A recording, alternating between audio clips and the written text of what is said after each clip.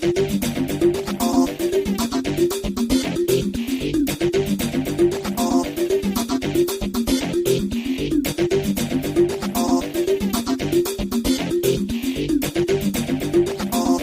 a lot of controversy between the Mazda CX-70 and the CX-90 as they virtually look identical. They virtually are going to drive the same. They have the same exact options. However, this is a type of car that is probably perhaps for a certain customer. So we're going to check out the CX-70, both the plug-in hybrid as well as the Turbo S model. You're watching General Cars. My name is Sebastian, and this is the CX-70. Right, now sitting in the inside of a 2025 Mazda CX-90. I'm going to sit here and say this, it's exactly identical to a CX-90. You're not going to see any differences with the CX-90 and the CX-70 at all, except for the color scheme in here. I will admit to you, this red leather interior is beyond gorgeous. I love the way this red interior looks. I will really say, I think the CX-90 should have gotten this interior rather than the tan. I mean, that's just my preference. I like the red interior more. I like the red looks more. It looks really nice in here. And the one thing that I will say that I like and appreciate a lot is that you do have a fully digital gauge cluster right up front. This is, mind you, not the Turbo S either. This is just a plug-in hybrid model. So when you're looking at the fully digital gauge cluster, you're going to have, of course, an abundance amount of menus where you can look at. Of course, you have different drive modes where it does change a few of the themes around your CX-70, such as sports mode. You're also going to have off-road mode, which is going to be a nice little touch to your CX-90. And of course, if your battery is fully charged, you of course could go into EV mode, which we'll get into once we get into the drive. But anyways, to the rest of the interior, what I like is this is, mind you, the fully loaded Premium Plus plug-in hybrid model. So of course, you're gonna have dual zone climate, you're gonna have heated, ventilated seats, heated steering wheel. Of course, you're gonna have all your drive modes over here in the center with your strange shifter that a lot of people, and including me, get confused with. Of course, in the infotainment, you're of course going to have your 360 camera, which you're going to have different sets of views that you can look at. Obviously, you can kind of look at the ass of your CX-90, or you can look at the nose of your CX-90. You have the choice of that option.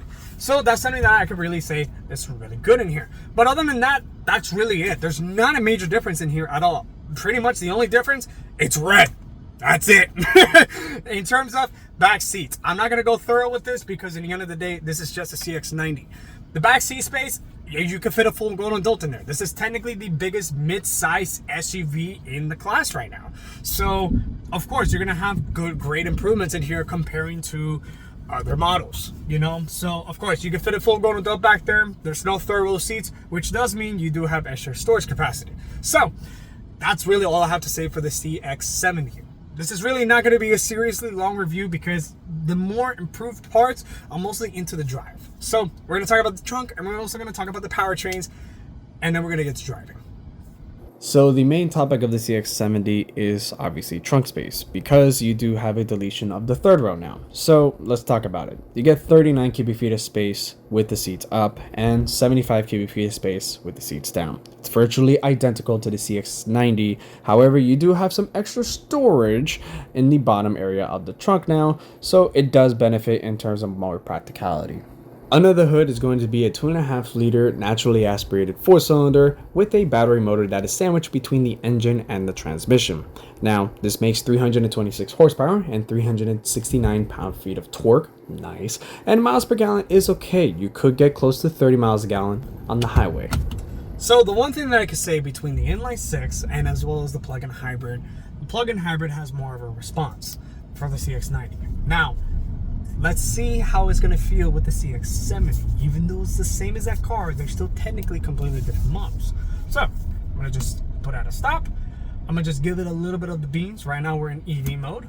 And 3, 2, 1. So, when you're driving a plug-in hybrid model, it does have perks. Number one, you can go into EV mode only, which does save your fuel. That's a benefit. The downside of it, you still have to plug a damn thing into the car, and on top of that, you have to put gas. So it's more maintenance on that, and it also costs more money comparing to a normal hybrid. So those are the downsides what you get really in terms of a plug-in hybrid, and it's not going to be a dramatic improvement in terms of relative efficiency. However, when it comes to the CX-90, I have to talk about the plug-in hybrid model a little bit. It is a really good powertrain. And the one complaint that people had, including myself, had with the CX-90 was that it didn't really feel refined at all. Granted, it's very quiet. It was very quiet. The materials felt better, but they were still Mazda materials.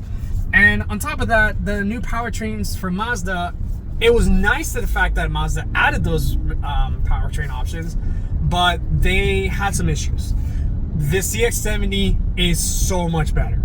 And I'm pretty sure this is going to take her down to the Mazda CX-90 eventually. So if you're still looking for a thorough option, but you want the more refined powertrain options, their CX-90 is definitely going to improve in terms of how it feels. Now, as we are about to get into extremely pouring rain right now, as Florida likes to storm like a hurricane for 10 minutes and then it just becomes really nice, beautiful sunshines, I'm going to have to talk a little bit louder as we're about to get poured. So, when it comes to talking about the 8-speed automatic in the CX-70, when I drove the CX-90 before, there was a time where it really felt not so refined. It had a lot of clunks to it. The transitions between the hybrid and the engine were not really the best part of the car. And the inline 6 Turbo S wasn't too refined either. It still had a lot of clunks to it. Now driving the battery for the first time, I haven't driven the Turbo S CX-70 yet. It is so much better. Of course, when the car is cold and it's starting to warm up and everything of that sort, it's going to have a little bit of a clunk to it. It still has a little clunk to it, and it still has a little clunky transition. However, once everything warms up, it's really smooth. And powering it out a little bit, I don't really feel that much shifts anymore. And that's a definite improvement comparing to the CX-90 when it first came out. And that's something that I can say I really like about it. Now, the other downside of the CX-70 that I can notice that it's the same exact thing with the CX-90 is the suspension. Mazda has a big priority of making sure that these are still driver's cars in the end of the day. And I'm not against that in the end because I really like how this car drives. However, for the main guy or gal that's going to drive this car as a normal daily driver, as I went through a speed bump, this is pretty stiff. And if you're carrying a big old family and you're gonna have people in the back seat, I will be honest with you, it's going to be a little bit stiff. It's not the worst thing in the world. It's not going to be like maybe an X5M where the suspension is ungodly stiff. However, you're going to feel a more substantial stiffness comparing to maybe a Toyota Grand Highlander or maybe a Lexus counterpart if you're actually cross-shopping between a CX-70 or maybe a Lexus counterpart, as this is trying to propose as a more luxurious car. So that's the only thing that you're going to notice right away is the stiffness is there. It's not going to be like the end of the world type of thing, but as you can see, I'm bouncing a little bit everywhere. It's not going to be the most smoothest ride in the world. But other than that, I will tell you, it's very quiet. Obviously with the rain, it doesn't help to show how quiet this car is. However, when I drive my truck, I notice that it's a lot louder during the rain than this car. This car does have a really nice sound deadening system. And obviously with the NVH that they added to this car, and pretty much with all the smoothness and everything, you hear the engine a little bit. It does sound a little bit rattly like a 4-cylinder when you rev it out, but it doesn't sound as bad as some of the other counterparts, like when you drive a RAV4 hybrid, or maybe when you drive a Honda Insight, which is another hybrid model, or when you drive a CR-V hybrid. It's not going to be as rattly of a vehicle compared to those cars. Granted, this is more of a luxurious-oriented vehicle, and it does have better materials in terms of certain aspects. However, one thing that does bother me is that I wish there was more soft padding materials when it comes to placing your arms. When it comes to putting my arm in the center console area, there's really not that much padding. You have maybe like, I would say a little bit to like 3 millimeters of padding, and then plastic. That's a problem for me because I rest my elbow here all the time, and a lot of other people do that at the same time. When I rest my elbow on the other armrest here on the door sill, though it is softly padded, it's more softly padded than the center console area, where if you dig your elbow just a little bit more, you're going to feel a little plastic barrier in there, and that does bother me a little bit. It's the same thing with the CX-90. Obviously, it just depends on the certain angle you have your elbow. If you have it just straight dead on in the middle, you're not going to feel it at all. But if you just dig your elbow just straight on at a certain angle, you're going to feel it. And that's something that I just have to point out there. But other than that, the CX-70, the CX-70, I'm sorry, is relatively almost virtually identical compared to the CX-90.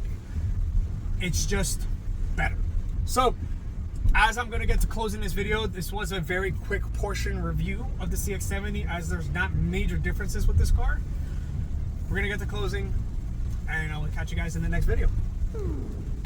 I will admit one thing, I really never understood the purpose of the CX-70, and to this day I don't. Ever since this car has been revealed, it has just been a massive confusion of Mazda's lineup.